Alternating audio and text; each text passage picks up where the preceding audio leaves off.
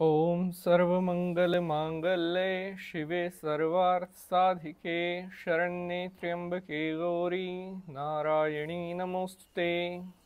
जय माता की। हर हर महादेव। आज मैं आपको दो ऐसे छोटे छोटे उपाय बताने जा रहा हूँ जिन्हें अगर आप पितृपक्ष में करते हैं तो आपके घर परिवार में 50-60 साल तक कोई भी पितृदोष नहीं लगेगा।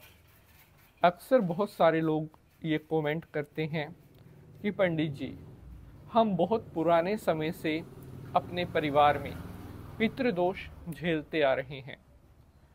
पितृदोष की वजह से हमने अपना बहुत कुछ खोया है और हम अपने जीवन में वो जो हमें हासिल करना चाहिए था उन सभी चीज़ों से मोहताज रहे हैं।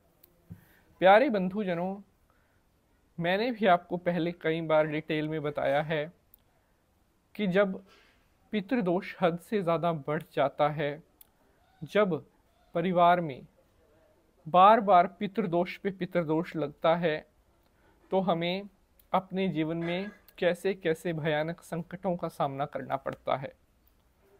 मैं आपको कुछ बताता हूँ लक्षण कि अगर आपके घर में परिवार में पितृदोष लगा हुआ है तो आपको कैसी कैसी परेशानियाँ झेलनी पड़ सकती हैं। परिवार में बार बार बीमारी का बढ़ना, एक व्यक्ति ठीक हुआ, दूसरा बीमार हो गया, वह ठीक हुआ, अन्य कोई बीमार हो गया। जब परिवार में रोग बीमारी बढ़ने लग जाए तब आप समझ लेना कि परिवार में पितृदोष ने अपना पैर रख दिया है। इसके अलावा अगर घर में परिवार में बार बार सड़क दुर्घटनाएं होने लगी, बाइक से, गाड़ी से या किसी भी तरह से, अगर व्यक्ति को बार बार शारीरिक चोट लग रही है, उसके साथ कोई शारीरिक दुर्घटना हो रही है, कहने का मतलब है कि अगर शरीर पर बार बार बेवजह कोई ना कोई संकट आ रहा है तो इसका मतलब है कि पितृदोष परिवार में अपनी जड़ें जमा रहा है। और अगर आप समय रहते पितृदोष के उपाय कर लेते हैं तो आप इसके बुरे प्रभावों से बच सकते हैं। लेकिन कई लोग इसको हल्के में ले लेते हैं या पहले तो नज़रअंदाज करते हैं, जिसके कारण आगे चलकर फिर उन्हें इस समस्या का बहुत बड़ा भुगतान करना पड़ता है। अपनी कुछ कमियों के कारण कई परिवारों ने पितृदोष के श्राप के कारण अपना बहुत कुछ खोया है। इसलिए मैं हमेशा आपको कहता हूँ कि अगर आपको मालूम चल गया है कि आपके घर पर पितृदोष लगा हुआ है तो समय रहते हुए उस पितृदोष से बचने के लिए पूजा पाठ उपाय आपको करते रहना चाहिए। नहीं तो वह आपको एक ऐसे मोड़ पर लाकर खड़ा कर देगा जहां से आपके पास कोई भी ऑप्शन फिर नहीं बचेगा। अभी जैसा कि आपको पता है कि सवा महीने के आसपास से 2025 के श्राद्ध शुरू होने वाले हैं। 7 सितंबर से 2025 के जो श्राद्ध पक्ष है वो प्रारंभ होने जा रहा है और लगभग 21 सितंबर तक यह श्राद्ध पक्ष चलेगा।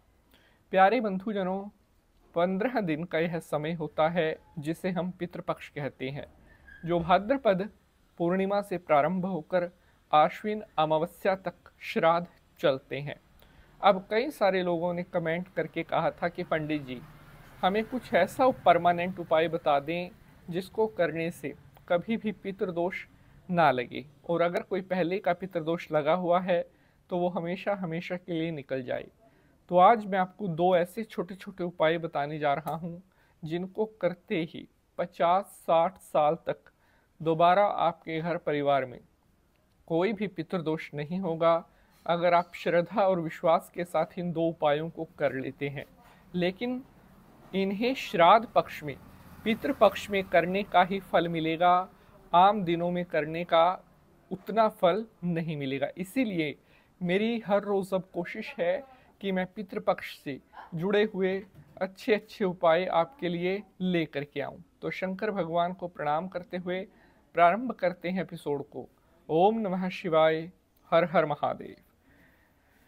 नमस्कार, मैं पंडित नितिन शास्त्री आप सभी भक्तों का आज के एपिसोड पर हार्दिक स्वागत करता हूं।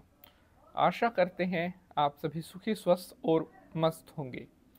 प्यारे बंधुजनों, अब मैं आपको 2 ऐसे टोटके बताने जा रहा हूं जो आपको करने हैं पितृपक्ष के दिनों में।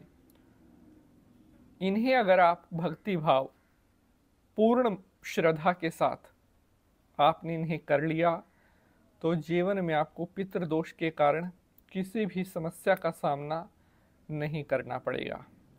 पहला उपाय, जैसे ही पितृपक्ष प्रारंभ होगा पहले दिन से ही एक नियम बनाना है।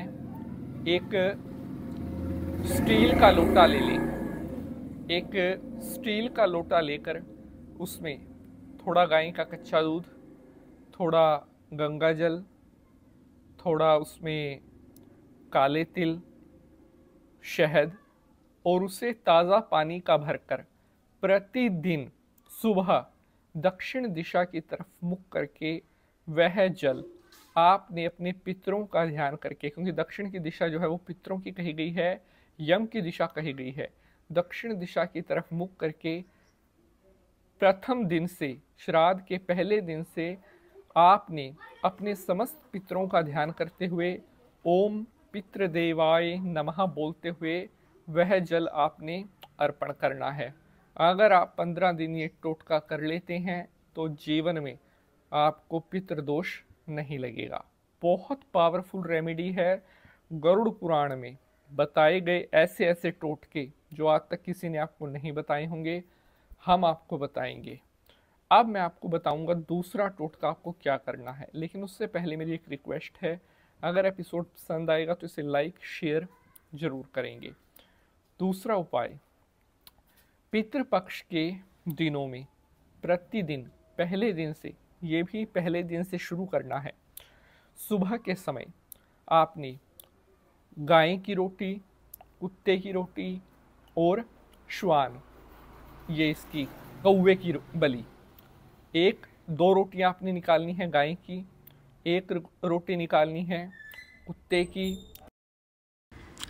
1 रोटी निकालनी है आपने कौवे की। इस तरह से गाय की, कौवे की, कुत्ते की और उनके ऊपर थोड़ा थोड़ा जो सब्जी बना हुआ है थोड़ा थोड़ा मीठा रखकर प्रतिदिन आपने अपना भोजन करने से पहले उनको आपने देनी है। उसके बाद स्वयं भोजन करना है। यह काम आप कर देना, आपका पितृदोष हमेशा के लिए शांत हो जाएगा। जय